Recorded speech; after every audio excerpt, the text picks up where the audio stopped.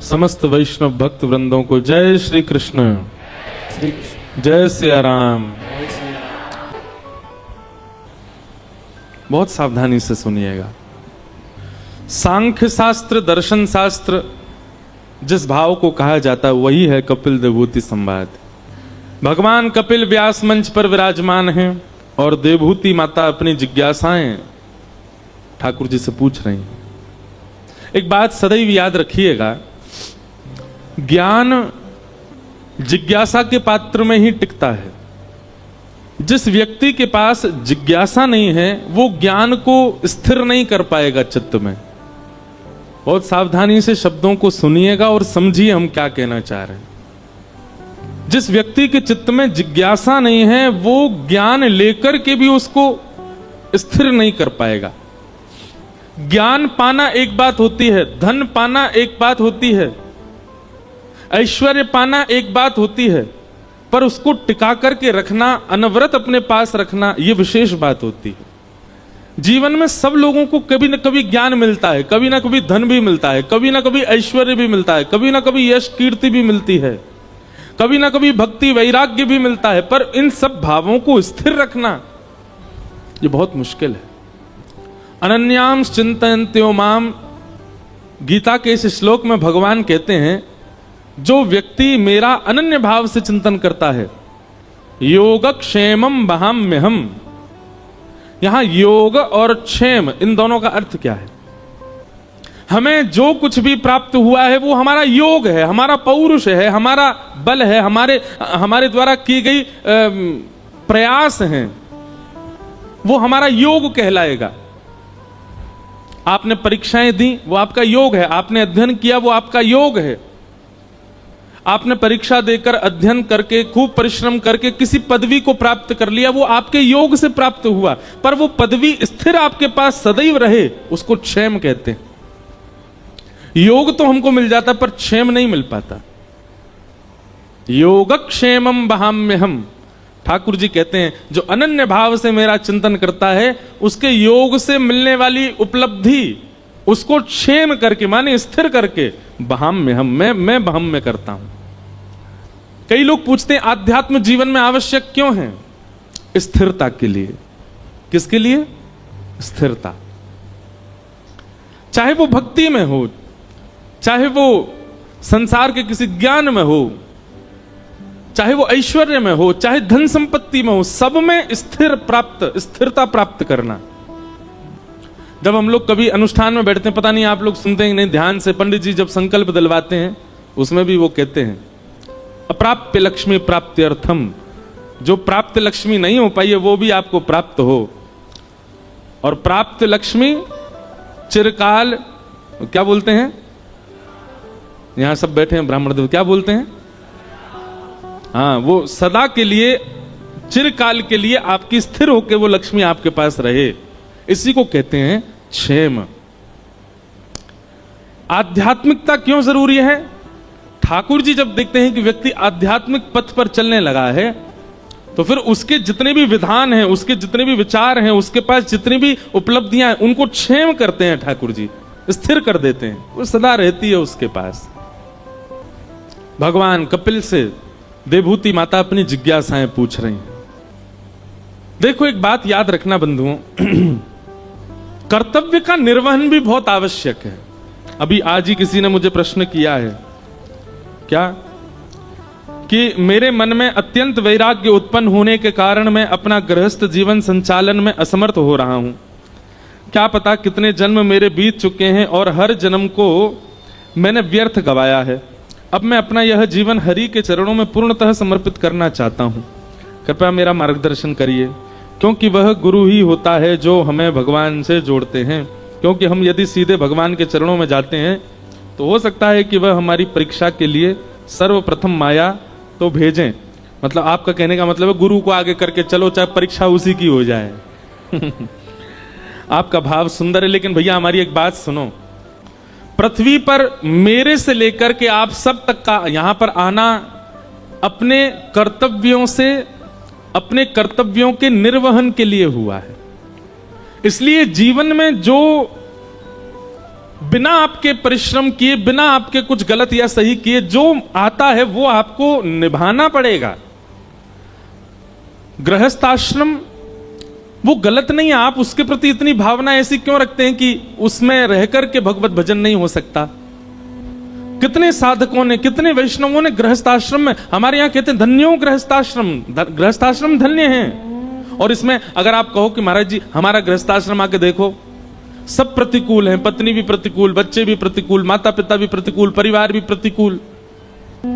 एक बात याद रखिएगा, मैं कथा में कहा करता हूं, धारा जिस तरफ है उस तरफ नाव यदि नाविक चलाने लग जाए तो यह नाव चलाने वाले की खूबी नहीं है। धारा जिस तरफ है नाव अपने आप चल जाएगी, लेकिन धारा की विपरीत में नाव चलाना यह नाविक की प्रामाणिकता बताता है।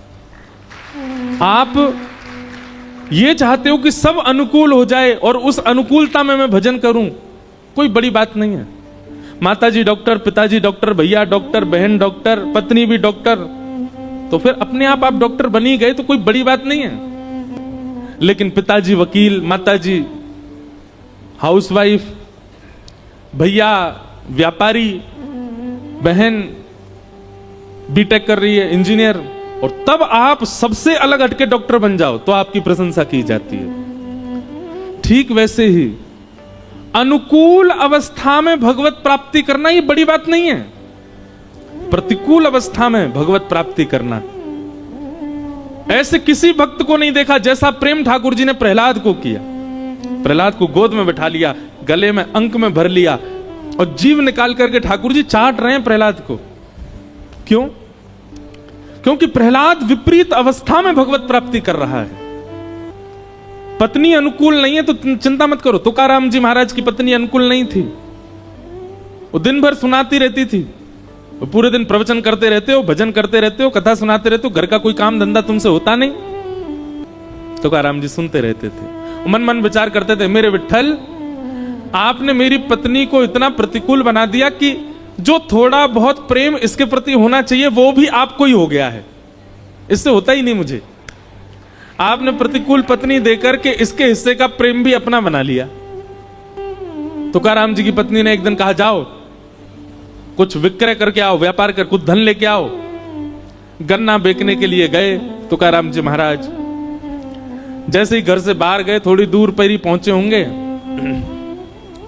छोटे छोटे बच्चे उनके पीछे दौड़ने लगे, गन्ना खाएंगे, गन्ना खाएंगे। तुकाराम जी ने फ्री में ही बच्चों को बांट दिए, एक बच गया। लौट करके आए तो पत्नी बड़ी प्रसन्न, बोले सारे गन्ने बेच के आए आप? वो देवी बेच नहीं पाया, छोटे छोटे बच्चे आ गए, हम गन्ना खाएंगे, तो उनमें बांट दिया। एक ही बच्चा है, एक ही बच्चा है। पत्नी ने गन्ना लिया और जोर से घुमा के तुकाराम जी में ही मारा, 2 टुकड़े हो गए उसके। तुकाराम जी खुश हो गए, वाह देवी तुम बुद्धिमान तो बहुत हो, मैं सोच रहा था एक गन्ना 2 कैसे खाएंगे, तुमने 2 कर दिए, लो एक तुम खाओ, आधा मैं खाता हूं। भैया देखो, संसार ऐसा है, संसार वैसा है नहीं, जैसा बना लो वैसा है। आप जैसा कर लोगे संसार वैसा। आप कितना भी बुरा मान लीजिए, आप एक काम कीजिए, कल का, कहां से आवाज आ रही भैया, कौन ढोलक बजा रहा हो? नेक शांति रखियो हैं। 2 बजे तक खूब बजाया करो, 6 बजे के बाद भी खूब बजाओ, बस 2 से 6 हमको बोलने दो। क्या बता रहा था मैं? हाँ, कल एक काम करना, सुबह उठते ही नकारात्मक दृष्टि रखना, जिसको देखो उसको गलत ही देखना। शाम तक पूरी दुनिया ही नरक दिखने लगेगी आपको, लेकिन करना नहीं। पता क्यों? क्योंकि नकारात्मक भाव में जब आप प्रवेश करते हो ना, तो बहुत लंबे समय तक प्रवेश कर जाते हो। सकारात्मक देखो, सब में गुण का दर्शन करो, सब में अच्छाइयों का दर्शन करो, सब में भावों का दर्शन करो, सब अच्छे दिखेंगे, सब में भाव दिखेगा। जिन भैया का ये भाव है कि गृहस्थाश्रम में रहकर के ठाकुर जी का भजन कैसे करें, भगवत प्राप्ति करनी होगी ना तो कैसे भी कर लोगे, और नहीं करनी होगी तो विरक्त होकर के भी नहीं कर पाओगे। इसलिए जैसी व्यवस्था अवस्था ठाकुर जी ने निर्माण कर दी है चारों ओर, उसी को स्वीकार कीजिए और उसी में ही ठाकुर जी की प्राप्ति करो। अपनी तरफ से कुछ विशेष करने का प्रयास मत कीजिए। पत्नी अनुकूल है तो दोनों मिलकर के भजन करो, और पत्नी प्रतिकूल है तो अकेले भजन करो, उसमें चिंता की कोई बात नहीं, अपने अनुकूल उसको बना लीजिए। देवभूति माता ने, आज ठाकुर जी का जन्मोत्सव होना है, बड़े प्रसंग हैं, ठाकुर जी से मन एकाग्र करने के साधन पूछे, मन एकाग्र कैसे होगा? तब भगवान कपिल ने अष्टांग योग के विषय में प्रवचन किया। यम, नियम, आसन, प्राणायाम, प्रत्याहार, ध्यान, धारणा, समाधि, ये अष्टांग योग हैं। सावधानी से सुनिएगा। मन को एकाग्र करने के लिए सबसे पहला योग है यम। यम का मतलब क्या होता है? अपनी इंद्रियों की इच्छाओं को पूरा ना करना, उसी को यम कहते हैं। आपकी कोई इच्छा हो रही है और उस इच्छा को पूर्ण करने के लिए आप जैसे ही प्रयास करने लग जाते हो, वहीं इंद्रियां बर्बाद हो जाती हैं। आपकी कोई इच्छा हो रही है और आप कोई प्रयास नहीं कर रहे, फिर भी मन मार के रह रहे हो, इसी को अष्टांग योग का पहला योग कहते हैं, यम। यम यानी कि इंद्रियों की इच्छाओं को पूरा ना करना, उसका दमन करना। आपकी कोई इच्छा होती है और आप तुरंत प्रयास में लग जाते हैं, इंद्रियां उसी समय, मन उसी समय आपके हाथ से निकल गया। इच्छा हो रही है, कुछ खाना है, कुछ देखना है, कुछ करना है, तो उस समय अपने मन को कैसे भी करके रोको, नहीं नहीं करना, नहीं खाना है, नहीं करना, घर में जो बना है उसी से ही मन चलाओ, यम। दूसरा नियम, एक नियम का पालन करो। कोई भी एक नियम आपका निश्चित होना चाहिए और वो नियम सद नियम होना चाहिए। कोई भी एक नियम धारण करो, यम। दूसरी बात नियम। तीसरा प्राणायाम, अनुलोम विलोम करो। एक नासिका छिद्र से जब श्वास भीतर लेते हो, उस समय ठाकुर जी का कोई नाम रटते हुए नासिका में छिद्र भीतर में श्वास भीतर लो। दोनों नासिका छिद्र बंद करके ब्रह्मरंध्र में उस सांस को रखो, तब भी भगवान नाम जपो। दूसरी नासिका छिद्र से जब श्वास छोड़ो, तब भी भगवान नाम जपो। इस प्रकार भगवान नाम के साथ आप अनुलोम विलोम करोगे, आपका मन एकाग्र होगा। यम, नियम, प्राणायाम। वैसे तो आसन आता है पहले, आसन। चौथी बात, आसन को सिद्ध करो। एक आसन में बहुत देर तक बैठने का प्रयास करो। कम से कम कथा सुनते हैं तो उस समय एक ही आसन धारण करके रखो। आप कहते हैं पैरों में दर्द हो रहा है, पैरों में दर्द कब होता है? जब आपका मन पैरों में लगा होगा। कथा में लगाओगे तो आपको पता भी नहीं चलेगा, 4 घंटे निकल जाएंगे। यम, नियम, आसन, प्राणायाम, और 5वां है प्रत्याहार, आहार की शुद्धि। हमारे शास्त्रों में आहार शुद्धि पर बहुत विशेष ध्यान रखा गया। आप जैसा खाते हैं उससे आपके ऊपर प्रभाव पड़ेगा ही पड़ेगा। कभी जभी की बात अलग है, लेकिन ज्यादातर प्रयास किया करो कोई घर का ही भोजन करो और ठाकुर जी को निवेदित करके ही करो। आहार से बहुत बड़ा असर पड़ता है आपके विचारों पर, आपकी मानसिकता पर, आपकी बुद्धि पर। यम, नियम, आसन, प्राणायाम, प्रत्याहार, और फिर ध्यान, धारणा, समाधि। मैं ऐसा कथा में कहा करता हूं कि 5 नियम आप पालन कर लो। ये 3 नियम आपको करने नहीं पड़ेंगे जो बाद के हैं, ये 3 नियम अपने आप हो जाएंगे। ध्यान, धारणा और समाधि। अभी आप ध्यान लगाने बैठोगे नेत्र बंद करके तो आपको कुछ भी दिख सकता है, लेकिन आपकी ये 5 आसन यदि शुद्ध हो जाएंगे तो आपके ध्यान में वही आएगा जो आप सोच रहे होंगे।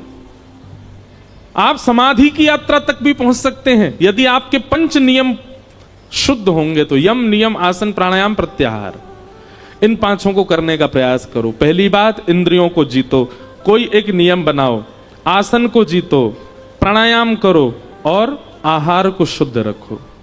इन 5 से मन एकाग्र, मन कहीं भटक तो जाए आपका, नहीं भटक सकता, एकाग्र रहेगा। इस प्रकार भगवान कपिल ने अष्टांग योग के विषय में बताया। तत्पश्चात देवभूति माता ने कहा, आपके कितने प्रकार के भक्त होते हैं और आपको कौन से प्रिय, कृपा कर उनके बारे में बताओ।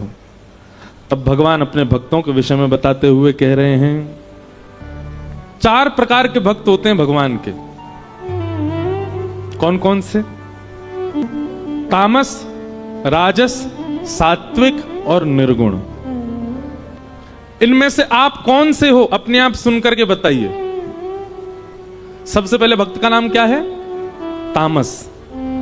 तामस भक्त जो होता है ये ठाकुर जी की आराधना केवल किसी अन्य की बुराई के लिए ही करता है। हनुमान जी महाराज, आपने पड़ोसी पे बहुत ज्यादा कृपा कर रखी है, और चलो भली उसका बुरा नहीं चाहता, लेकिन उदाहरण यही देगा, आपने उसको इतना दिया, हमारे ताऊ जी के बच्चों के साथ आप ऐसा कर रहे हो, चाचा के बच्चे इतने प्रसन्न रहते हैं, मामा के बच्चे ऐसे हो रहे हैं, हम पे आप दया ही नहीं कर रहे हो। यह भी एक तामस भक्त का लक्षण है, जो दूसरों का उदाहरण देख के ठाकुर जी को चुनौती देता है कि आप उस पर तो इतनी कृपा कर रहे हैं पर मुझ पर नहीं कर रहे हैं। यह तामस भक्त है। एक बात सदैव याद रखना बंधुओं, भगवान को कभी भी आप इस प्रकार आरोपित मत किया करो। ठाकुर जी किसी दिन कहने पे आ गए ना तो फिर कुछ बोल नहीं पाओगे। भगवान कहेंगे पुलस्त्य ऋषि के खानदान में भेजा था रावण को, ब्राह्मण कुल में भेजा था रावण को, सबको एक बुद्धि, उसको 10 बुद्धि प्रदान की थी, सोने की नगरी में रहता था रावण, मंदोदरी जैसी पत्नी प्रदान की, लेकिन उसके बाद भी अपना सर्वनाश कर लिया। इसमें मैंने क्या गलत किया? मैंने तो सर्वगुण संपन्न भेजा था रावण को। व्यक्ति अपने कर्मों से ही भोगता है सब कुछ। आप ठाकुर जी को आरोपित मत किया करो कि आप उस पर ऐसा कर रहे हैं, इस पर ऐसा कर रहे हैं, मुझ पर आपकी कृपा क्यों नहीं है। हम नहीं जानते कौन किस जन्म का फल भोग रहा है, इसलिए ठाकुर जी को आरोपित मत कीजिए। अपने जीवन में भी जो आप देख रहे हो वो भी ना जाने किस जन्म का फल आप देख रहे हो, इसलिए जो कुछ भी ठाकुर जी कर रहे हैं सबको स्वीकार करो, नहीं तो आप तामसी भक्त माने जाओगे। और तामसी भक्त के लिए भगवान कहते हैं मुझे प्रिय नहीं है। पहला भक्त तामसी भक्त। दूसरे भक्त का नाम है राजस भक्त। राजस भक्त का लक्षण क्या है? विषयान विसंधाय, 50 रुपए की मिठाई के डिब्बे को लेके आएगा मंदिर में, लेकिन बदला में 5 करोड़ मांग करके जाएगा ठाकुर जी से। विषय प्रधान भक्ति करता है, मतलब उसकी भक्ति के पीछे कोई ना कोई कारण है। जैसे कई लोग, आप लोग भी जानते होंगे, वो व्यक्ति आपसे बहुत मिल रहा है, बहुत हंस के, तो आपको कहीं ना कहीं पता चल जाता जरूर इसको कोई काम है तभी आ रहा है मेरे पास में, नहीं तो ये कभी राम राम भी नहीं करता था मुझको, आजकल इतना पूछ रहा है। ठीक वैसे ही जब आप ठाकुर जी के पास जाना विषयों के लिए शुरू करते हैं, पहले तो ठाकुर जी प्रभावित होते हैं, अरे वाह देखो, आओ हो आज तो इंद्रेश आया है, ओह क्या लेके आया, ओ मिठाई लेके आया, कलाकंद लेके आया है, वाह। तभी ठाकुर जी मन में विचार करते हैं, बोले जरूर कोई काम। बंगाली में एक बात कहते हैं, अति भक्ति चोरे लक्षण। जो बहुत ही ज्यादा हाथ पांव जोड़ता रहता हो, नीचे दुल्लर तिल्लर हुआ जाता हो, समझ जाना चोर है इसके अंदर, जरूर कुछ कोई और कारण है इसकी प्रणाम का। तो भगवान कहते हैं कि राजस भक्त का लक्षण कैसा? वो विषय के लिए ही आता है बस मेरे पास में, उसको वैसे कोई फर्क नहीं पड़ता। हनुमान जी के ऊपर मक्खी बिनबिनाई रही है, हनुमान जी के मंदिर में एसी नहीं चल रहा है, बेचारे पूरे दिन पसीना में बैठे रहे, कोई फर्क नहीं पड़ता, लेकिन अपनी कामनाओं के लिए आ जाता है, सारे हाथ जोड़ देता है, पैर पड़ देता है, बिल्कुल तपस्या करने लग जाता है। उन्होंने ये नियम बताया, ये भी करेंगे, ये नियम बताया, ये भी करेंगे, पर सारे नियमों के पीछे कारण क्या है? विषय। एक भारत में एक जगह है, वहां भीड़ नहीं है ज्यादा, लेकिन बहुत अद्भुत जगह है। उस स्थान का नाम है जागेश्वर। क्या नाम है? जागेश्वर। उत्तराखंड में कमाऊ एक क्षेत्र है, नैनीताल वाला। वहां जब आप ऊपर जाएंगे तो वहां तीन स्थान हैं महादेव के, जागेश्वर, बागेश्वर और मुक्तेश्वर। जीवन में कभी अवसर मिले तो उन तीनों स्थानों का दर्शन जरूर करना। और तीनों स्थान पता कैसे हैं? मुक्तेश्वर पहाड़ की चोटी पर है, बागेश्वर समतल में है और जागेश्वर नीचे पाताल में है। और जागेश्वर स्थान जो है ना, यहां पर महामृत्युंजय का जो मंत्र है वो वहीं प्रकट हुआ, जागेश्वर। इसीलिए उनका, वहां के महादेव का नाम है जागनाथ, वहीं से ही महामृत्युंजय प्रकट हुआ। वहां की कथा ऐसी बताते हैं कि जागनाथ उनको इसलिए कहा जाता कि वो नाथ इतने सिद्ध थे, सब लोग ध्यान से सुनना, कि कोई व्यक्ति आके कुछ भी मांग ले सब पूरत कर देते थे। एक बार एक कहीं के राजा ने किसी अच्छे राजा की हिंसा की कामना उनसे की, वो तो सबको आशीष देते थे, बोले तथास्तु। ये बात जब आद्य गुरु शंकराचार्य जी को पता चली तो शंकराचार्य भगवान गए और वहां जाकर के महादेव से प्रार्थना की, बोले कलिकाल आने वाला है नाथ, आप यहां सबकी मनोकामना पूरी कर देंगे, कलयुग में लोग कुछ भी मांग सकते हैं, इसलिए हमारी प्रार्थना है कि आप अंतर्मुखी हो जाओ। तब ठाकुर जी वहां पर शांत हो गए, नहीं तो महादेव से जो मांगो वो मिलता था। आज भी वहां नियम है, रात्रि 6-7 बजे मंदिर बंद हो जाता है, और फिर उसके बाद वहां आप देखेंगे कि दंपति पति पत्नी अपने हाथ में दिया लिए रात भर खड़े रहते हैं। कहीं के भी बहुत सारे दंपति चारों ओर से मंदिर को घेर के ऐसे हाथ में दिया लेके खड़े रहते हैं, और कब तक खड़े रहेंगे? सुबह जब तक मंगला के दर्शन नहीं खुलेंगे तब तक खड़े रहते हैं। क्यों? मंगला होती जैसे ही वो दीपक महादेव को अर्पित करते हैं तो जिनको संतान नहीं है उनको संतान की प्राप्ति होती, ऐसा वहां कहते हैं। तो रात्रि 12 बज रहे थे, वहां 7-8 बजे ऐसा लगने लगता है कि 1-2 बज गए रात के, इतना शांत है। तो रात्रि 12 बजे मैं उठा, खिड़की खोली तो देखा इतने सारे दंपति खड़े थे, हाथ में दिया लिए। तब मैंने पूछा तो बोले ये सुबह जब मंगला होगी तब दिया रखेंगे और इन सबको संतान की प्राप्ति होगी। तब मन में एक बात आई, व्यक्ति को पता है कि अगर मैं इन देव के सामने ऐसा कुछ करूंगा तो मैं जो चाहूंगा वो मुझे मिलेगा। वो व्यक्ति कभी ठाकुर जी को क्यों नहीं मांगता? वो व्यक्ति कभी अच्छे विचार क्यों नहीं मांगता? वो व्यक्ति कभी ऐसा क्यों नहीं मांगता कि नाथ मेरे अंदर ईर्ष्या बहुत है, मेरे अंदर क्रोध बहुत है, मेरे अंदर काम बहुत है, लोभ बहुत है, हे महादेव मैं रात भर खड़ा होकर तब करूंगा, आप कृपा करके मेरे चित्त को शुद्ध कीजिए। कभी ऐसी भावना क्यों नहीं उत्पन्न होती? हम सब जगह विषय क्यों मांगते हैं? हमारी प्रार्थना है बंधुओं, जहां भी ऐसे स्थान है जहां मनोकामना पूर्ण की जाती है, अगली बार आप जब वहां जाएं, एक बार हमारे कहे से कोई विषय मत मांगो, शुद्ध विचार मांगो, शुद्ध व्यक्तित्व मांगो, हम शुद्ध इंसान बने, ऐसी कोई कामना करो ठाकुर जी से। भगवान कहते हैं राजस भक्त कैसा है? बोले विषय प्रधान भक्ति करता है, केवल विषय की कामना करता है। और दूसरी बात, यश ऐश्वर्य में बाबा, केवल यश के लिए, ऐश्वर्य के लिए, संपत्ति के लिए मेरे आगे सर झुकाता है। और इसकी एक विशेष बात बताई गई, बोले अर्चा दावर चयिद्यो माम पृथक भावस राजस, केवल मेरे अर्चा विग्रह में निष्ठा रखता है, मेरी कथा से कोई मतलब नहीं, मेरे भक्तजनों से कोई मतलब नहीं, संत जनों से कोई मतलब नहीं, सत्संग से कोई मतलब नहीं, केवल मेरी मूर्ति की पूजा में ही इसकी निष्ठा रहती है।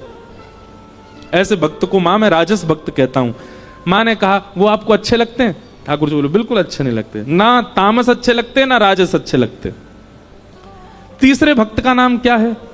तब भगवान तीसरे भक्त का नाम कहते हैं सात्विक। और सात्विक भक्त के लक्षण क्या हैं? कर्म निर्हार मुद्देश्य, वो जो कुछ भी करता है भले ही उसने परिश्रम करके किया, भले ही उसने बलपूर्वक किया, भले ही उसने बहुत बहुत अनुनय विनय करके किया, लेकिन फिर भी वो हर कर्म के फल के रूप में यही कहता है कि सब ठाकुर जी ने कराया, मेरी कोई क्षमता नहीं थी। मैं जो कुछ भी कर रहा हूं, मैं कथा सुना रहा हूं, मैं किसी व्यक्ति को श्रेष्ठ बना रहा हूं, असहाय लोगों की सहायता कर रहा हूं, असहाय लोगों के इलाज के लिए अस्पताल बनवा रहा हूं, असहाय बालकों को विद्यालय में पढ़वा रहा हूं, आदि आदि जो कुछ भी अपने जीवन में करता है, सबके पीछे एक ही भाव रखता है कि सब ठाकुर जी करा रहे हैं, मेरी ये क्षमता नहीं थी। ऐसे व्यक्ति को मैं सात्विक भक्त कहता हूं। वो जब भी मेरे सामने आता है ना मां, तो एक ही बात कहता है, बोले नाथ सब आपकी कृपा से हो रहा है, मेरा आपकी कृपा से सब काम हो रहा है, करते हो तुम कन्हैया, मेरा नाम हो रहा है। ये सात्विक भक्त का लक्षण है। मां ने पूछा आपको ये अच्छे लगते हैं? भगवान ने कहा अच्छे लगते हैं पर बहुत प्रिय ये भी नहीं है। मां ने कहा तो फिर आपको प्रिय कौन है? तब भगवान कहते हैं चौथे, निर्गुण। और निर्गुण भक्त का लक्षण क्या है? आहा। तब भगवान कहते हैं ये चौथा भक्त जो होता है ना, ये निर्गुण भक्त है। बोले निर्गुण भक्त के लक्षण क्या है? बोले मुझसे कोई कामना नहीं रखता, ये केवल मुझे भजता है, मेरा भजन करता है, मेरी कथा सुनता है, मेरे मंदिर में आता है, पर इसकी कभी कोई इच्छा ही नहीं होती मुझसे, कुछ नहीं मांगता। और भगवान कह रहे हैं कुछ संसारी ना मांगना। ये तो एक बात है कि चलो उसने संसार की कोई वस्तु नहीं मांगी। कुम्भन दास जी भगवान के परम भक्त हुए। श्री कुम्भन दास, सावधानी से सुनिएगा। कुम्भन दास जी के चरित्र में ऐसी एक कथा आती है कि श्री कुम्भन दास जी बहुत अकिंचन थे। उनके घर में धन संपत्ति नहीं थी। ठाकुर जी साक्षात प्रकट होकर उनकी गोद में बैठ करके खेलते थे। एक दिन ठाकुर जी उनकी गोद में बैठे थे और श्री कुम्भन दास जी तिलक लगा रहे थे। तो कहते हैं कुम्भन दास जी के घर में आरसी भी नहीं थी, शीशा भी नहीं था। कुम्भन दास जी तिलक कैसे लगाते थे? दो उपाय थे कुम्भन दास जी के। कठौते में जल भरते थे, उसमें अपना प्रतिबिंब देखते थे जल के अंदर, और प्रतिबिंब देख के फिर तिलक लगाते थे। या फिर ठाकुर जी किसी दिन खेलते खेलते उनकी गोद में आ जाते और गोद में बैठे बैठे ठाकुर जी बताते, हाँ कुम्भना यहाँ से सीधो ले चल लगो। अब यहाँ नीचे तो न घुमाए थे, अब यहाँ तो नेक ऊपर कर, बीच में यहाँ न कोने कर, अब यहाँ कर। ठाकुर जी तिलक लगवाते थे कुम्भन दास जी का। इतने सामीप्य में ठाकुर जी रहते थे। कुम्भन दास जी के चरित्र में आता है कि श्री कुम्भन दास जी जब अपने खेत में हल जोतते थे तो ठाकुर जी ऐसे अपनी पीतांबरी में अनाज आदि जो भी होता था वो लेके स्वयं डालते हुए चलते थे कुम्भन दास जी के साथ। पर कुम्भन दास जी ने कभी ठाकुर जी से कोई याचना नहीं की। एक दिन की बात है, कुम्भन दास जी अपने खेत में हल जोत रहे थे, ठाकुर जी पीछे ऐसे उड़ाते हुए चल रहे थे सब बीजों को। इतने में मंदिर का घंटा बजा और जोर जोर से जैसे घंटे बजने लगे तो कुम्भन दास जी ने तुरंत हल छोड़ा, हाथ धोने लगे, पांव में जल डालने लगे, मुख पहुंचा और तुरंत मंदिर की ओर भागने लगे। ठाकुर जी बोले, कुम्भना कहां जा रहा है? जय जय दर्शन को समय है गयो, मंदिर जा रहा हूं। बोले, तू भी कुम्भना कैसो बावड़ो, मैं तेरे संग यहां खेत में खड़ा हूं, तेरे संग हल जुतवा रहा हूं और तू मंदिर में भाग रहा हूं मेरे दर्शन को। कुम्भन दास जी बोले, जय जय यहां तो आप अपनी इच्छा से आते हो, आज आते हो, कल आओगे कि नहीं इसका कोई प्रमाण थोड़े। और कल मुझसे कोई अपराध हो गया, परसों मुझसे कोई अपराध हो गया तो क्या पता आप मुझसे मिलना ही बंद कर दो। पर मंदिर में तो आपको आचार्यों ने बैठाया, वहां से आप कहीं नहीं जाओगे, इसलिए मंदिर दर्शन में कभी नहीं छोड़ सकता। क्योंकि आप मेरे प्रेम से भले ही यहां आ जाओ, मंदिर में तो आप सदा विराजोगे, इसलिए मैं तो वहीं दर्शन करूंगा। ठाकुर जी संग रहते थे उनके, लेकिन वो फिर भी मंदिर में जाते थे। कभी ठाकुर जी से याचना नहीं करी कि मेरे परिवार को नेक समृद्ध बना दो, मेरे घर पे नेक व्यवस्था करवा दो, कभी नहीं। क्योंकि बंधुओं, कल एक व्यक्ति मिलने आए, वो मुझसे बोले कि हम ठाकुर जी से बोल के कुछ नहीं मांगते पर मन में तो चलता रहता है। आपने मना किया कथा में ठाकुर जी से कुछ मत मांगो, तो हम बोलते नहीं है पर मन में तो आता है। इसका मतलब कहां है? इसका मतलब यही है कि भक्ति में अभी कहीं चूक हो रही है। वास्तविकता बताएं बंधुओं, भक्ति तीव्र, भक्ति श्रेष्ठ तब जानिए कि ठाकुर जी सामने आए, ठाकुर जी को देखते भूल गए क्या मांगना था, विस्मृति हो गई। अपने गुरु के सामने सोच करके तो बहुत गए थे कि ये पूछेंगे, ये पूछेंगे, ये कहेंगे, पर गुरु के सामने जाते सब विस्मृति हो जाए, समझना आपकी भक्ति प्रबल है। लेकिन बुरा नहीं मानिएगा, जो सोच करके गए वो जाकर के मांग लिया, इसका मतलब आप स्वार्थी थे, आपका प्रेम नहीं है ठाकुर जी से। एक दिन कुम्भन दास जी की गोद में ठाकुर जी बैठे थे, तो कुम्भन दास जी की दाढ़ी से खेल रहे थे ठाकुर जी छोटे से। तो ठाकुर जी ने मन में विचार किया, कुम्भन दास के घर में बड़ी बड़ी दुर्बलता है, मैं कोई राजा के मन को चेताता हूं ताकि वो आधी संपत्ति कुम्भन दास को दे जाए। तो ठाकुर जी एक बड़े बादशाह, एक बड़े राजा के स्वप्न में गए और स्वप्न में जाकर के ठाकुर जी ने आज्ञा कर दी, बोले तेरी मनवांछित इच्छा जो तू चाह रहा है, तेरे महल में ये काम हो जाए, तेरी पत्नी के एक बालक हो जाए, सब पूर्ण हो जाएगा, लेकिन उसके लिए तुझको एक काम करना पड़ेगा। राजा बोला, क्या करूं? अपनी इतनी संपत्ति गिरिराज जी लेके जा और श्री गोवर्धन में कुम्भन दास जी हैं, उनको जाके भेंट करके आ। संपत्ति भेंट करने से तेरे काम पूरे हो जाएंगे। ठाकुर जी की आज्ञा मान करके वो राजा कुम्भन दास जी के यहां गया और उस समय कुम्भन दास जी की गोद में ठाकुर जी बैठे थे, खेल रहे थे कुम्भन दास जी के संग। और ठाकुर जी कुम्भन दास जी से कह रहे, कुम्भना। कुम्भन दास जी बोले, हाँ जय जय बोलो। अरे सुनता हूं मैं तो एक बात करनी है। हाँ जय जय बोलो, कहा बात करनी है? इतना बस कहा ही था, इतने में ही वो राजा कुमनदास जी कुटिया में आ गया। और राजा के आते ही ठाकुर जी अंतर ध्यान हो गए। सामने बादशाह खड़ा है, घुटनों पर बैठ करके अपनी आधी संपत्ति अर्पित करने को, लेकिन कुमनदास जी इधर उधर देख रहे हैं। अब ये तो यहीं बैठे, कछु तो कह रहे, पता ना बोल के ही ना गए मुंहते। अब ये तो यहीं बैठे, कछु तो कह रहे, बोल के ही ना गए। राजा ने चरणों में प्रणाम किया, बोले भगवान आपकी आज्ञा हो तो मैं आपके कुटिया में अपनी सामग्री रखवा दूं, मैं आपको धन संपत्ति कुछ दान करने के लिए आया हूं। कुमनदास जी उल्टे उसके चरणों में गिर गए, बोले भैया ले जाया संपत्ति को, कोई और में बांट दियो, और कोई ना लेवे तो जमुना जी में बहाई दियो। ऐसी संपत्ति को कहा करूं, जाके मेरी कुटिया के द्वार पे आते ही ठाकुर जी भाज गए यहाँ थे। ऐसी संपत्ति को मैं कहा करूंगा, जैसे ठाकुर जी छोड़ के चले गए। घर के लोग चिल्ला रहे हैं, अरे कुमनदास जी कुछ तो ले लो, आपकी कुआरी भतीजी है, उसका ब्याह करना है, घर की थोड़ी मरम्मत करवा देंगे। रात में वर्षा हो जाती है तो रात भर सो नहीं पाते हैं, हमारे घर में जल भर जाता है, अरे कुछ तो ले लो, कोई देने आया है। कुमनदास जी बोले ऐसी संपत्ति ना लूंगा। जाके द्वार पे आते ही ठाकुर जी भाज गए। ले जा भैया, तेरे आगे हाथ जोड़ूं, अगर तू बहुत देर बैठो रहेगा तो मैं प्राण त्याग दूंगा, या को अभी लेके जा। और हट पूर्वक राजा को भगा दिया वहां से। राजा के जाते ही ठाकुर जी फिर आ गए। कुंभना दौड़ करके गए, ठाकुर जी को गले से लगा लिया, बोले नाथ कहां चले गए आप।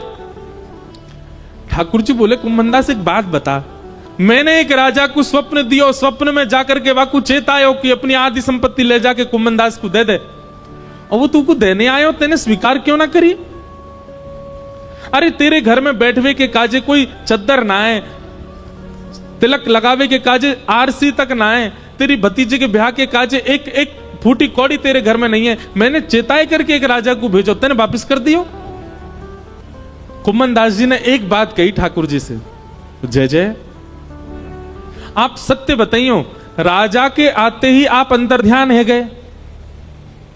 राजा जितनी संपत्ति लेकर के आयो, यदि मैंने वो स्वीकार कर ली होती, अपने घर में धर ली होती, अपने घर में लगा दी होती, तो आपको ये लगती अब तो कुमनदास पे खूब संपत्ति आ गई भैया, अब ये अपना घर बना लेगो, सब काम कर लेगो। और आप जो गए थे वो आते ही नहीं लौट करके, पर मैंने उस संपत्ति को स्वीकार नहीं किया, तो आप पूछने के लिए दोबारा आ तो गए मेरे घर पे। यह मेरा सौभाग्य है कि मेरे ठाकुर जी फिर प्रकट हो गए। आपको लगती कि भैया यहाँ पे तो अब सुख समृद्धि है, अब अपने आप सब लोग गुजर बसर कर लेगो। अरे लाचार बालक को बार बार मां ध्यान क्यों देती है। वो बालक चलने लग जाए, फिरने लग जाए, बोलने लग जाए, तो मां धीरे धीरे उसको अपनी जिम्मेवारियां समझाने लगती है। तू अब खुद चला कर, खुद उठा कर, खुद तैयार हुआ कर, खुद भोजन किया कर। लेकिन वो बालक लाचार ही रहता है, तो लाचार बालक को मां गोद से छोड़ती नहीं। नाथ मुझे केवल एक ही कामना है आपसे कि मुझे कभी संपत्तिवान मत बनाना, मुझे कभी योग्य मत बनाना। क्यों? बोले मैं असंपत्तिवान रहूंगा तो मैं स्वयं को लाचार मानूंगा, और मुझे लाचार जान आप सदा मुझे अपनी गोद में ही रखोगे नाथ, इसलिए मुझे ऐसे ही रहने दो, मुझे योग्यता नहीं चाहिए। इसे कहते हैं निर्गुण भक्त, जो कोई कामना नहीं करते ठाकुर जी से, सदा प्रसन्न रहते हैं, ठाकुर जी की रजा में राजी रहते हैं, ये निर्गुण भक्त। और भगवान इतना ही नहीं कह रहे हैं, निर्गुण भक्त के लिए भगवान कह रहे हैं 5 प्रकार की मुक्ति होती है। मुक्ति एक नहीं 5 होती है। कौन कौन सी? सालोक्य, साष्टि, सामीप्य, सारूप्य और एकत्वम, ये 5 मुक्ति हैं। बहुत ध्यान से सुनना। पहले तो मुक्ति मिलना ही बहुत कठिन है, और उन मुक्तियों में भी ये 5 श्रेणियां हैं। सबसे पहली श्रेणी का नाम है सालोक्य। बहुत ध्यानपूर्वक सुनो सब लोग, देखो। सालोक्य मुक्ति किसको कहते हैं? भगवान के वैकुंठ लोक की प्राप्ति हो जाना, इसको सालोक्य मुक्ति कहते हैं, लोक की प्राप्ति। दूसरी मुक्ति का नाम है साष्टि। पहली मुक्ति में केवल लोक मिलेगा, ठाकुर जी का सामीप्य मिल पाए ये जरूरी नहीं है, इसलिए दूसरी मुक्ति साष्टि में क्या विशेषता है कि आपको लोक भी मिलेगा और रोज का एक पास भी मिलेगा। क्यों? रोज दर्शन कर सकते हो ठाकुर जी के। पहली मुक्ति में केवल लोक मिलेगा, दर्शन तो कभी 6-7 महीना में कभी हो जाए तो बात अलग है, पर दूसरी साष्टि मुक्ति में आपको नित्य का एक एक अनुमति मिलेगी कि आप उस अनुमति में एक सभा में बैठ सकते हो जहां ठाकुर जी के दर्शन होंगे। सालोक्य, सालोक्य के बाद साष्टी, और फिर तीसरी मुक्ति का नाम है सामीप्य। बोले तीसरी मुक्ति कैसी? बोले दर्शन नहीं, फिर तो सामीप्य मिलेगा। जैसे ठाकुर जी के आसपास कम से कम 100 सेवक रहते हैं, कोई ठाकुर जी को जल पिलाने की सेवा में है, कोई ठाकुर जी के वस्त्र बनाने की सेवा में है, कोई ठाकुर जी का झोला पकड़ के चलने की सेवा में है, कोई ठाकुर जी का रथ चलाने की सेवा में है। उन सेवा में नित्य ठाकुर जी आपके थोड़े समीप रहेंगे, ये सामीप्य मुक्ति। तो सालोक्य, साष्टी, सामीप्य, और फिर चौथी मुक्ति बताइए सारूप्य। सारूप्य मुक्ति कैसी है? बोले ठाकुर जी जैसे ही आप भी चतुर्भुज हो जाओगे, ठाकुर जी जैसा ही रूप मिल जाएगा आपको। और कभी कभी ठाकुर जी को जब किसी से नहीं मिलना होगा तो आपको ही बोल, तू बैठ जा भैया, तू ही ठाकुर जी बन के बैठ जा, सबन को दर्शन दे दे। मतलब एक मित्रता जैसी ठाकुर जी से हो जाएगी, सारूप्य। एक कथा याद आई हमको, ध्यान से सुनना। आज पंडरीनाथ भगवान का बहुत स्मरण हो रहा है, श्री विठल भगवान। हमारे पूज्य नाना जी कहते थे कि बिना किसी प्रयोजन के किसी की स्मृति कथा में बार बार रहने लग जाए तो लाला यूं ही समझियो वो कथा में आए हैं, वो कथा में बैठे हैं।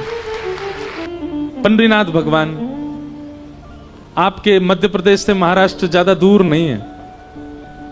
हमारे मंडीदीप वाले तो अभी मेरी पंढरपुर में कथा थी तो आए भी थे, आप लोग भी जाना एक बार। अद्भुत ठाकुर जी हैं पंढरपुर में, ऐसे खड़े कमर पर हाथ रखे, श्री विठल भगवान। तो नामदेव जी रोज अपनी मां के साथ जाते थे दर्शन करने। बहुत ध्यान से सुनना। नामदेव जी रोज ठाकुर जी से कहते, ठाकुर जी हम भोग बना के मंदिर लाते हैं, आपको पवाते हैं, कभी ऐसा अनुग्रह करो ना कि आप घर आके ही पाओ हमारे। वहीं मां गरम गरम चूल्हे पर रोटी बनाएगी, आप थाली पे बैठना, मैं आपको परोसा करूंगा, मेरे घर पे आके आप प्रसाद पाओगे, बड़ी कृपा होगी। रोज नामदेव जी कहते हैं हमारे घर कब आओगे, हमारे घर कब आओगे। एक दिन ठाकुर जी सामने खड़े खड़े नामदेव जी से बोले, नामदेव तू भी ऐसी बात करता है, मैं तेरे घर आ जाऊंगा। 24 घंटा विठल भगवान 2-3 घंटे से ज्यादा रात्रि में बंद नहीं होता मंदिर। 10-11 बजे शयन होते हैं ठाकुर जी के, 3 बजे फिर खुल जाते हैं मंदिर। बोले पूरे दिन में खड़ा रहता हूं भक्तों को दर्शन देने के लिए, और एकमात्र ऐसा मंदिर है भारत का जहां पर हर व्यक्ति भीतर जाए और जाके ठाकुर जी को ऐसे गले से लगा सकता है। इतने भक्त आते हैं दर्शन करने के लिए, सबको दर्शन देता हूं मैं। तेरे घर कैसे आऊं भोजन करने बता? रात में 2-3 घंटे बचते हैं, उसमें मैं शयन नहीं करूं मैं? और मैं तेरे घर आऊंगा दर्शन प्रसाद पाने, यहां मंदिर में कौन रहेगा? नामदेव जी बोले बस इच्छा थी कि आप कभी हमारे घर आओ दर्शन देने, प्रसाद पाने।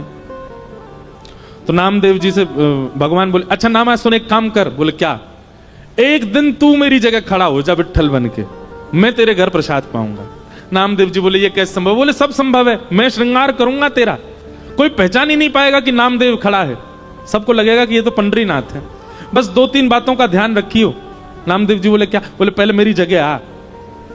रात्रि में शयन जैसे ठाकुर जी का हुआ, नामदेव जी को ठाकुर जी ने छुपा लिया गर्भगृह में, सब चले गए, ठाकुर जी अपने स्थान से उतर गए, नामदेव जी को खड़ा किया। बोले खड़े हो जाओ, कमर पर हाथ रख लो। ठीक है।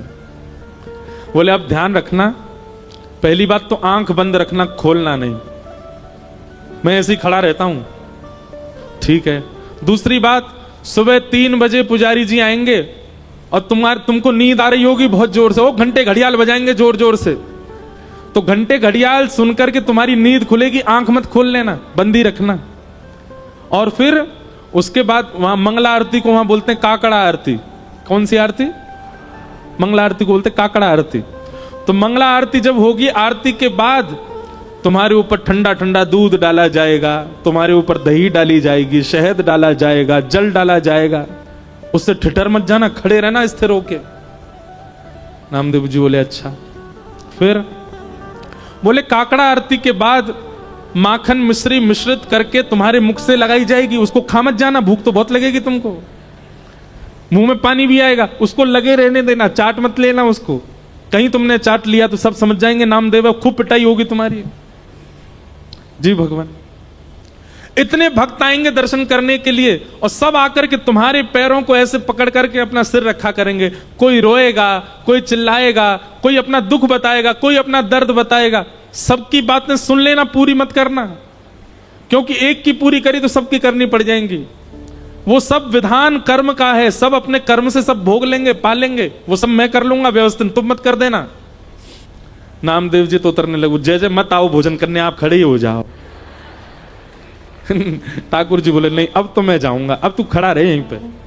और नामदेव जी को खड़ा करके भगवान ने उनके अंग का स्पर्श किया, बिल्कुल ऐसे खड़े हो गए जैसे विट्ठल भगवान। ठाकुर जी बोले अब खड़ा रहे, मैं जा रहा हूं तेरे घर। और श्री पंडरीनाथ भगवान पीतांबरी पहने, कस्तूरी की अद्भुत सुगंधी आ रही है, कटाक्ष नेत्र मकराकृत कुंडल पहने हैं और छम छम चलते हुए नामदेव के घर पहुंच गए। नामदेव की मैया से बोले मैया भोजन पवाओ। पहले तो बहुत रोई, स्वागत किया, लिपट गई ठाकुर जी से। मैया बोली नामा गया था आपको लेने, वो कहां है? ठाकुर जी बोले वो व्यस्त है, हमारी जगह खड़ा है मंदिर में। मैया जल्दी भोजन पवाओ। और नामदेव जी की माता जी खूब प्रेम से रोटी बना बना के पवा रही हैं। वहां नामदेव जी खड़े चुपचाप और मन में सोच रहे हैं निमंत्रण मैंने दिया था, सुख मां को मिल रहा है पूरा। इतने में ही पुजारी आ गए, घंटे घड़ियाल बजने लगे, जोर जोर की घंटों की आवाज सुन के नामदेव जी घबरा गए, पर तुरंत स्थिर हो गए, हिलना नहीं है। ठाकुर जी कह के गए, कपाट खुले, बोल पंडली कवरदे श्री हरि विठ्ठल ज्ञान देव तुकाराम श्री पंडरीनाथ भगवान की। सब जय जयकार करने लगे। नामदेव जी स्थिर खड़े हैं, अभिषेक हुआ, मुख पे मक्खन लगा दिया, सब काम जो जो ठाकुर जी बता के सब हुआ। जैसे ही काकड़ा आरती होने लगी तो पंडरीनाथ भगवान नामदेव जी के घर बैठे थे। घर बैठे बैठे ठाकुर जी के मन में आया मैया चलो नामा से मिलके आते हैं। और एक काली सौल ठाकुर जी ने ओढ़ी, सिर के ऊपर डाल ली, अपना रूप छुपा लिया कि किसी को दिखूं ना। और भक्तों की पंगत में लंबी लाइन में ठाकुर जी खड़े हैं अपने भक्त को देखने के लिए। जैसे ही ठाकुर जी भीतर पहुंचे और अपनी ब्रह्म वेदी पर जब नामदेव को खड़ा हुआ देखा, ठाकुर जी दूर से बलैया लेने लगा, आहा नामा कितना अच्छा लग रहा है, कितना प्यारा लग रहा है मेरा नामा। ठाकुर अब वहां सब गर्भगृह में जाते हैं। जैसे ही ठाकुर जी गर्भगृह में पहुंचे, कंबल उम्बल में ढक के गए थे। नामदेव जी को पता चल गया ठाकुर जी आए हैं। ठाकुर जी मन ही मन नामदेव से बात कर रहे हैं, बोले नौच लूं तुझे? नामदेव कह रहे नहीं नहीं भगवान, मैं उछट जाऊंगा, पुजारी पकड़ लेंगे मुझको। ज्यों ज्यों ठाकुर जी पास आए, नामदेव जी कह रहे हैं ठाकुर जी आप प्रणाम मत करना मुझको। ठाकुर जी बोले नहीं आज तो प्रणाम करूंगा, आज तो वंदन करूंगा। और ठाकुर जी जाकर के नामदेव के चरणों से लिपट जाते हैं। नामदेव जी के नेत्रों से अश्रुपात होने लगे। बोले नाथ हम एक कृपा की आकांक्षा करते हैं, आप इतना भंडार क्यों लिटा देते हैं? ठाकुर जी बार बार रोम रोम की बलैया नामदेव की लेते हैं। और तब से लेकर आज तक पंढरपुर में नियम है कि साल के 365 दिन में से एक दिन आज भी ऐसा मान्यता है कि वहां श्री पंडरीनाथ भगवान नहीं होते, वहां नामदेव जी ही खड़े होते हैं। और सुनो बात तो सुनो पूरी, एक दिन वहां नामदेव जी खड़े होते हैं और सब पुजारी और मंदिर प्रशासन के लोग सब दर्शनार्थियों को प्रणाम करते हैं, क्योंकि दर्शनार्थियों के अंदर ही, दर्शनार्थियों के रूप में ही रूप बदल करके पंडरीनाथ दर्शन करने आते हैं नामदेव जी का। कौन कहता है कि ठाकुर जी कृपालु नहीं है? कौन कहता है ठाकुर जी अनुग्रह नहीं करते? ऐसे भक्त ठाकुर जी को अति प्रिय हैं, इनको कहते हैं निर्गुण भक्त। आप कहेंगे नामदेव जी ने ऐसी क्या निर्गुणता थी? सुनिए, आज भी आप जाएंगे पंढरपुर में तो पंढरपुर का जो मुख्य द्वार है पंडरीनाथ भगवान का, वहां आप जाकर के देखेंगे तो श्री नामदेव जी महाराज की समाधि पता है कहां है? मंदिर की जो सीढ़ियां हैं चढ़ने वाली, उन सीढ़ियों में नामदेव जी की और पूरे परिवार की समाधि है। नामदेव जी का भाव है आज से लेकर के जब तक पंडरीनाथ भगवान विराजे रहेंगे, हमारी इच्छा है जितने दर्शनार्थी आए हमारे ऊपर होकर के पंडरीनाथ का दर्शन करने जाएं, सबकी चरण रज हमको प्राप्त हो। फिर बाद में कुछ राजाओं ने और मंदिर प्रशासन ने उस स्थान को बंद कर दिया, बोले हमको पीड़ा होती है जब नामदेव जी के ऊपर पैर रख करके हम लोग दर्शन करने जाते हैं। पर नामदेव जी आज भी वहां पौड़ी में सीढ़ियों के भीतर नामदेव जी की समाधि है, बैठे हैं ठाकुर जी। नामदेव जी कीर्तन कर रहे थे और उनके कीर्तन में हजारों वैष्णव नृत्य कर रहे थे। उस कीर्तन की ध्वनि जब पंढरपुर में पंडरीनाथ भगवान को सुनाई दी तो अपनी ब्रह्मवेदी पर खड़े हुए भगवान रुक्मणी जी से कहने लगे, रुक्मणी मैं जाऊं कीर्तन में, मेरा मन नहीं लग रहा, मुझे बहुत अच्छा नामदेव की बहुत याद आ रही है। रुक्मणी जी बोली, आप चले गए तो पूरे पूरे कीर्तन को भंग कर दोगे। भगवान बोले, क्यों? बोले, आपको देख करके सब कीर्तन में मदमस्त हैं, सब छोड़ देंगे, आपको देखने लग जाएंगे। ठाकुर जी बोले, मैं रूप बदल के चला जाऊंगा, मैं पीछे जाके खड़ा हो जाऊंगा, मैं किसी के सामने नहीं जाऊंगा, पर मुझे कीर्तन सुनने जाने दो। रुक्मणी जी बोली, अच्छा ठीक है जाओ। ठाकुर जी रूप छिपा करके कीर्तन में पहुंचे। नामदेव जी आनंद में भर करके कीर्तन कर रहे थे और नामदेव जी के कीर्तन को सुनते सुनते सुनते ठाकुर जी इतने मंत्रमुग्ध हो गए कि भूल गए कि मुझे खुद को छुपाना है। वस्त्र हट गए, ठाकुर जी का रूप प्रकट हो गया। सब वैष्णव ठाकुर जी को देखने लगे। ठाकुर जी उछल उछल करके नृत्य करते करते करते करते बीच बीच पंडाल में आ गए और ऐसी जोर से घूम घूम करके नृत्य करने लगे। ठाकुर जी के आभूषण गिरने लगे, अरे कहां तक कहें पीतांबरी तक उतरने लगी ठाकुर जी की, नामदेव जी का कीर्तन सुन के। इतना प्रेम करते हैं ठाकुर जी अपने वैष्णवों से। ऐसे भक्तों को क्या कहते हैं? निर्गुण भक्त। तो मैं निवेदन कर रहा था, निर्गुण भक्त ठाकुर जी को प्रिय क्यों है? सालोक्य, साष्टी, सामिप्य। और चौथी भक्ति का नाम क्या बताया था? सारूप्य, अपना रूप प्रदान कर देते हैं ठाकुर जी। और पांचवी मुक्ति का नाम है एकत्वम। एकत्वम मतलब ठाकुर जी में ही विलीन हो जाते हैं, फिर वो सदा ठाकुर जी में रमे रहते हैं। लेकिन ठाकुर जी कहते हैं, मां मेरे निर्गुण भक्त तो इतने त्यागी होते हैं, इतने इतने इतने प्रेमी होते हैं कि मैं पांचों मुक्ति भी उनके सामने प्रस्तुत करता हूं तो दिए मान न ग्रहणंती। वो पांच मुक्ति भी नहीं मांगते, नहीं चाहिए। तो क्या चाहिए उनको? केवल अपने अपने अपने अंग वस्त्र को पसार करके मुझसे केवल एक ही बात कहते हैं, क्या? बोले, नाथ मैं हर बार जन्म लूं और हर बार जन्म लेकर के आपका दास ही बनूं, आपके ब्रज में जन्मूं, हर बार जन्म लेकर के आपका तिलक लगा के घूमा करूं, गले में कंठी माला पहनूं, हर बार जन्म लेकर के कथा सुना करूं और दोनों भुजा उठा करके उसमें नृत्य किया करूं। नाथ देना है तो ऐसा वरदान दे दो कि मेरा हर बार जन्म हो और मैं हर बार आपका दास बना करूं। मां, वेद शास्त्र उपनिषद पुराण सब कहते हैं कि पुनर्जन्म ना लेना पड़े, ऐसे कर्म करो, पर मेरे निर्गुण भक्त कहते हैं कि नाथ कृपा करके हमको पुनर्जन्म दे दो और फिर से आपके दास बन जाएं, ऐसी कृपा कर दो। आपको भजना हमारी संपत्ति है, आपको याद करना हमारी संपत्ति है, आपकी याद में रोना बिलखना, आपकी कथा सुनना, इसमें हमको बहुत सुख मिलता है नाथ। अरे और किसी की क्या बात, पंचमुखी श्री हनुमान जी महाराज यह भी निर्गुण भक्त हैं। जब प्रभु श्री राम अपनी लीला पूरी करके जाने लगे, हनुमान जी नहीं गए साकेत। राम जी से बोले, नाथ आपके साकेत में कथा होती है? राम जी बोले, जहां मैं प्रत्यक्ष बैठा हूं वहां मेरी कथा सुनने की क्या आवश्यकता है? हनुमान जी बोले, तो फिर आप जाइए साकेत, अयोध्या वालों को ले जाइए साकेत, अपने भक्तों को ले जाइए, मैं तो पृथ्वी पर ही रहूंगा और यहीं बैठा बैठा आपकी कथा सुना करूंगा। क्यों? हनुमान जी कहते हैं, संयोग में प्रेमी केवल नेत्रों को दिखाई देता है, लेकिन जब प्रेमी का वियोग होता है और प्रेमी की चर्चा सुनने जब हम कथा में जाते हैं तो नाथ रोम रोम को प्रेमी दिखाई देता है। हम तो रोम रोम से आपके होना चाहते हैं, केवल नेत्रों से नहीं।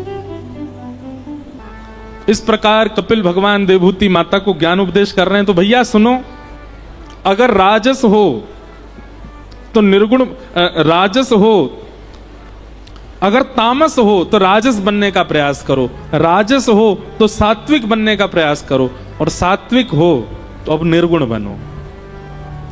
कुछ नहीं मांगना ठाकुर जी से।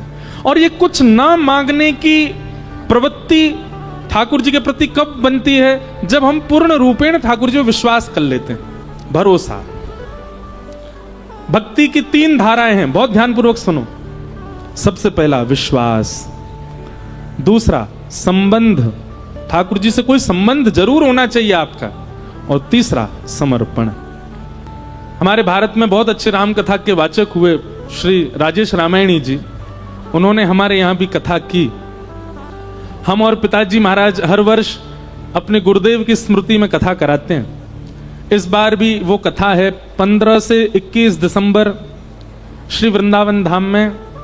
और इस बार की कथा की सेवा परम पूजनीय प्रातः स्मरणीय श्री मलुक पीठाधीश्वर श्री रेवाशा पीठाधीश्वर पूज्य महाराज जी कर रहे हैं। हमारे परम पूजनीय प्रातः स्मरणीय प्रातः वंद्य पूज्य श्री राजन दास जी महाराज कथा का क्रम कर रहे हैं। पिछले 2 वर्ष परम पूजनीय प्रातः स्मरणीय श्री तुलसी पीठाधीश्वर परम पूजनीय पूज्य महाराज जी तुलसी पीठ वाले श्री राम भद्राचार्य जी महाराज के द्वारा कथा का क्रम हुआ 2 वर्ष तक। और दोनों वर्ष उन्होंने श्रीमद् भागवत में वेद स्तुति है उस स्तुति पर प्रवचन किया। उससे पूर्व 2 वर्ष तक परम पूजनीय प्रातः स्मरणीय श्रीमद् जगत गुरु रामानुजाचार्य श्री राघवाचार्य जी महाराज उन्होंने राम कथा सुनाई थी, वाल्मीकि रामायण। हमारा कितना सौभाग्य है, कैसे कैसे महान जन आते हैं और कथा सुना के जाते हैं वृंदावन में। अगले वर्ष वह उत्सव और वृहद और विस्तृत होगा, क्योंकि अगले वर्ष पूज्य गुरुदेव भगवान की शताब्दी है, शताब्दी वैकुंठ उत्सव है। और पूज्य पिताजी महाराज को 50 वर्ष हो रहे हैं कथा करते हुए। तो उन दोनों के सम्मेलन में बड़ा उत्सव वृंदावन में होगा, जिसमें लगभग 10 दिन का क्रम रहेगा। 2 दिन की किन्नी की कथा, 2 दिन की किन्नी की कथा, 3 दिन का किन्नी का प्रवचन। और वृंदावन में युवा वक्ताओं की एक संगोष्ठी होगी। सारे भारत के जितने भी युवा वक्ता हैं सब एक मंच पर मिलेंगे और युवा श्रोताओं से 1-to-1 वार्ता करेंगे। उनके जो विशिष्ट प्रश्न होंगे, ऐसा कुछ योजना है अगले वर्ष की। हम क्या बता रहे थे? हाँ, तो पूज्य श्री राजेश रामायणी जी महाराज एक बहुत अच्छी बात कह रहे थे कथा में। वे कह रहे थे, जिस संबंध का अभाव ठाकुर जी ने आपको दिया है, उस अभाव के स्थान पर ठाकुर जी का भाव विद्यमान कर लो। बहुत अच्छी बात। और आज की डेट में एक संबंध का अभाव लगभग सबके जीवन में है, मित्र किसी का भी नहीं है, प्रेमी संसार में है ही नहीं है। ठाकुर जी से एक संबंध बनाओ। तो सबसे पहले भक्ति में विश्वास जगाओ ठाकुर जी के प्रति। और वह विश्वास सामान्य नहीं, इतना अटूट होना चाहिए ठाकुर जी के प्रति कि मेरे संग जो हो रहा है, चलते चलते गिर गए, नाक में लग गई, तो भी ठाकुर जी विश्वास रखो कुछ अच्छा ही होना, इसलिए नाक टूटी है मेरी। इतना भरोसा रखो ठाकुर जी पे। करोड़ों का कोई मुनाफा होने वाला था, वर्षों से प्रतीक्षा कर रहे थे, तब जाकर के कुछ करोड़ों की संपत्ति आने वाली थी, पर किसी कारण से छूट गई। समझ जाना ठाकुर जी शायद हमारे घर को लंका नहीं बनाना चाह रहे थे, इसीलिए नहीं आई। जिससे बहुत प्रेम करते हैं उसके लिए माता जी से लड़ लिए, पिताजी से लड़ लिए, भाइयों से लड़ लिए, जन्म कुंडलियां दिखवा ली, फिर भी विवाह नहीं हो पाया। समझ जाना ठाकुर जी पहले ही चाह रहे थे, या तो बढ़िया आवेगी भैया जीवन में, या तो बढ़िया आवेगो, या के काजे इतनो मत रोवे। हर चीज में ठाकुर जी की कृपा मानो। यह विश्वास अटूट चित्त में लाओ तो भक्ति की प्रथम धारा विश्वास। पूज्य मलुकपीठ वाले महाराज जी कथा हम चलते फिरते सुनते रहते हैं, कुछ ना कुछ नवीन भाव मिलता है। आप एक दिन कथा में श्री मलुकदास जी का चरित्र बता रहे थे और उस चरित्र में एक बहुत सुंदर कथा सुनाई, बहुत ध्यान से सुनना। महाराज जी सुना रहे थे कि कोई प्रवचन कर रहा था, तो प्रवचन में अनेक लोग बैठे थे। उसी में श्री मलुकदास जी अपनी युवावस्था में जब घर आदि का त्याग नहीं किया था, तो वहीं प्रवचन बैठ करके सुन रहे थे। तो प्रवचन सुनते सुनते लोग बाग आपस में चर्चा करने लगे। बोले ये बाबा को बस चले तो ये हमारे काम धंधा छुड़वा के बस यही कहेगो राम राम जपो, ठाकुर जी का नाम जपो, तिलक लगा करके केवल भक्ति भाव में रहो। अरे कर्म नहीं करेंगे तो दाल रोटी राम जी खिला जाएंगे क्या? कर्म नहीं करेंगे हमारे घर परिवार को राम जी चला जाएंगे क्या? ये भी कथा वक्ताओं पे कोई काम नहीं है, बस एक ही बात कहते हैं, जहां ले चलोगे वहीं मैं चलूंगा। हैं ठाकुर जी जहां ले चलेंगे, ऐसे थोड़ी होता, कुछ अपनी बुद्धि विवेक से भी तो करना पड़ेगा। ऐसे लोग चर्चा कर रहे थे और मलुकदास जी बैठ करके सुन रहे थे। तो मलुकदास जी अपनी युवावस्था में थे, उन्होंने उठ करके जो व्यास मंच पर व्यास जी थे उनसे कहा, बोले देखिए व्यास जी आप बहुत अच्छी बात बता रहे हैं, आप कह रहे हैं राम नाम ही सर्वस्व है, भगवान नाम ही सर्वस्व है, कथा ही सर्वस्व है, लेकिन कर्म भी तो प्रधान है। इन गांव वाले लोगों की बात भी गलत नहीं है। अगर हम कर्म नहीं करेंगे तो खाएंगे पिएंगे कैसे? सुंदरकांड भी कहती है देव देव आलसी पुकारा। देवताओं के भरोसे जो पड़ा रहता है, कर्म नहीं करता, वो आलसी कहलाता है। अगर हम कुछ ना करें, केवल राम राम जपें, तो राम जी हमारा घर थोड़ी चला देंगे। और घर चलाना बहुत दूर की बात, हमको रोटी राम जी थोड़ी खिला देंगे, वो तो हमको खुद ही खानी पड़ेगी, खुद ही मेहनत करनी पड़ेगी।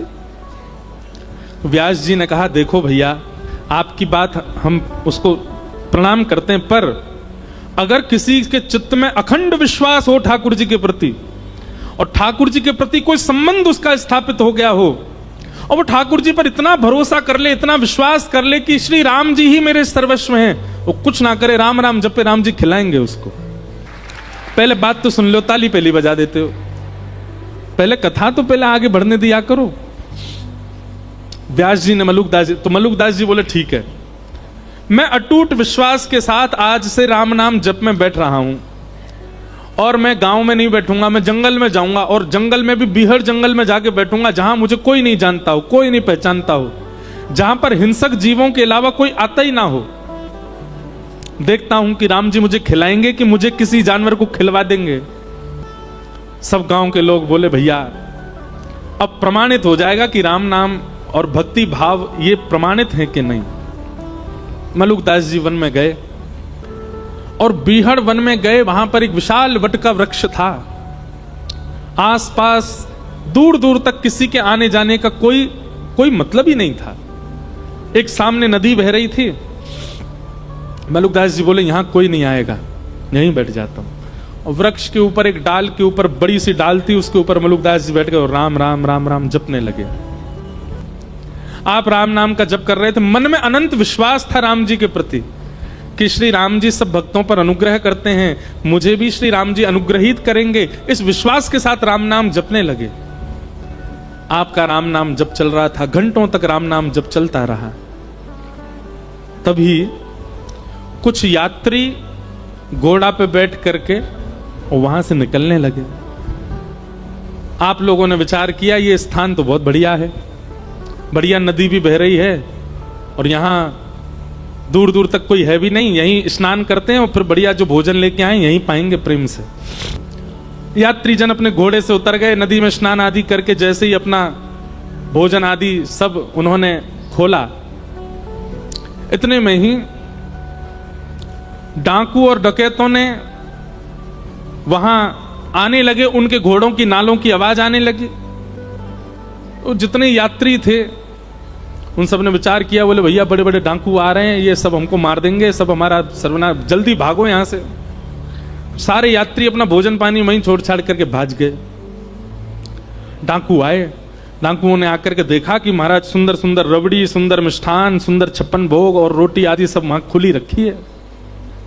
डाकू के साथ जितने लोग थे सबने कहा सरदार जी आज तो कुछ बनाना ही नहीं पड़ेगा, आज तो देखो ठाकुर जी ने बढ़िया व्यवस्था करी है, 56 भोग यहीं लगे लगाए मिल गए हम लोगों को। अब तो आज तो यहीं रोटी पाएंगे, यहीं लड्डू उड़ाएंगे, यहीं प्रेम से रबड़ी पाएंगे और इसी से ही आनंद होएगा आज तो।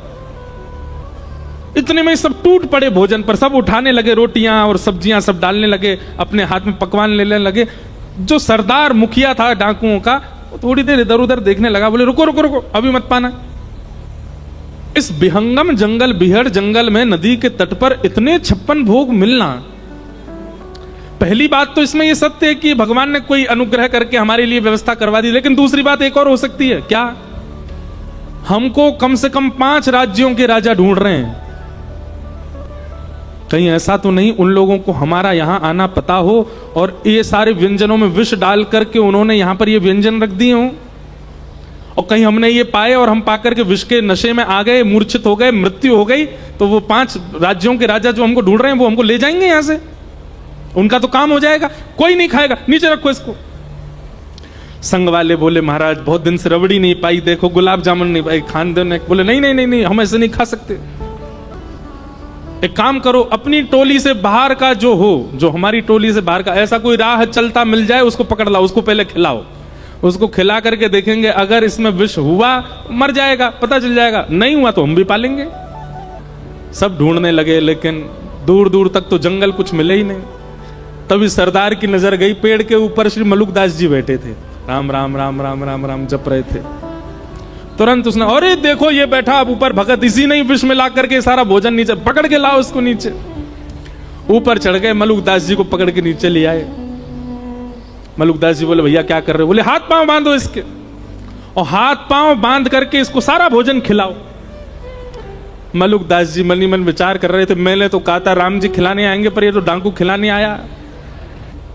मलुकदास जी ने मुंह बंद कर लिया, मैं नहीं खाऊंगा, मैं नहीं। तभी सरदार उतरा अपने घोड़े पे से, और मलुकदास जी का मुंह इतनी जोर से पकड़ा, बोले खाएगा कैसे नहीं, ठूस ठूस के खिलाओ इसको। और सबरे लड्डू ले, गुलाब जामुन ले, रबड़ी ले, पकवान ले ले करके मलुकदास जी को खिलाए। मलुकदास जी के नेत्र सजल हो गए, बोले जय हो राघव जी, जय हो मेरे राम जी। मैंने आपसे क्या प्रार्थना की?